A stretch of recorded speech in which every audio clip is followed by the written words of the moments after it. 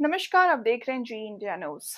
मजबूत अमेरिकी डॉलर और कच्चे तेल की बढ़ती कीमतों के कारण महंगाई निर्णय डर के चलते पिछले हफ्ते दुनिया भर में सोने की कीमतों में भारी गिरावट देखने को मिली। अमेरिका ईरान वॉर की शुरुआत में देश के वायदा बाजार एमसीएक्स में सोने का भाव करीब 1,60,000 के स्तर के आसपास था, जिसे पिछले हफ्ते भारी गिरावट का सामना करना पड़ा और दाम 1,44,825 रुपए प्रति 10 ग्राम पर आ गया।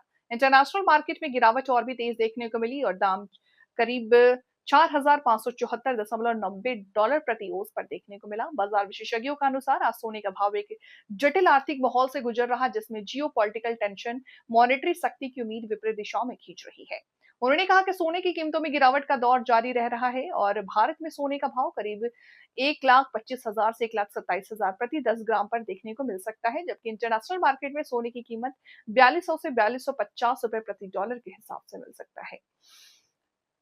मिंट की रिपोर्ट में कहा कि पश्चिम एशिया में बढ़ते संघर्ष, विशेष रूप से ईरान के साउथ पोर्ट्स गैस सेक्टर पर इजरायल के हमले और प्रमुख खाड़ी देशों में एनर्जी इंफ्रा पर ईरान के जवाबी हमले में वैश्विक ऊर्जा जोखिम प्रीमियम को काफी बढ़ा दिया है। इसमें कच्चे तेल की कीमतों में भारी उछाल आया, जिससे दुनिया भर में इंपोर्टेड महंगाई की चिंता बढ़ गई।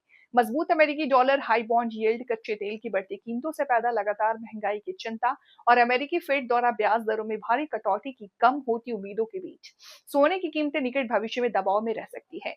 अमेरिका ईरान वॉर के दौरान सोने की कीमत के स्थिर या नकारात्मक बने रहने का कारण बताते हुए कमोडिटी एंड करेंसी एक्सपर्ट अनुज गुप्ता ने कहा कि चल रहे अमेरिका ईरान वॉर के बावजूद आज सोने के भाव स्थिर या नकारात्मक बने हुए हैं। ऐसा इसलिए क्योंकि बाजार वैश्विक केंद्रीय बैंकों के लिए महंगाई की चुनौती का अनुमान लगा रहा है।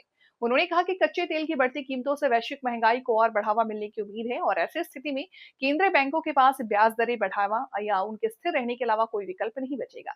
ये पिछले हफ्ते साफ दिखा जब US federal reserve bank of Japan, bank of Canada और बैंक ऑफ इंग्लैंड ने ब्याज दरों में लेकर सतर्क से लेकर सख्त रवैया अपनाने के संकेत दिए।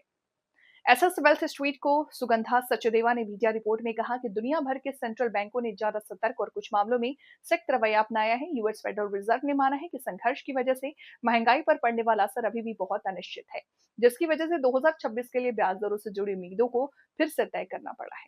फिलहाल इस खबर को यहीं रखते हैं, जल्द हाजिर होंगे एक नई खबर के साथ। तब तक के लिए आप बने रहें जी इंडिया न्यूज के साथ और मुझे दीजिए इजाजत। नमस्कार।